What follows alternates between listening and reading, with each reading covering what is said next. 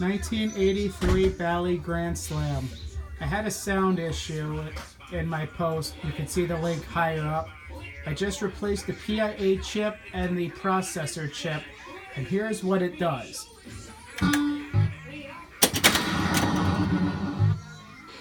The music is low, loud, low.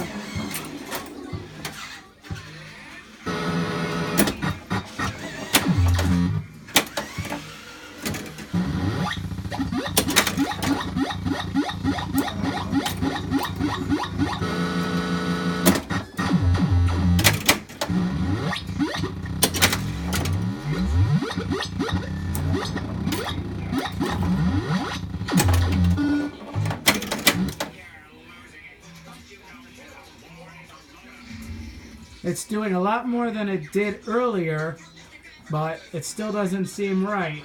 Any other ideas? Please let me know. Thank you.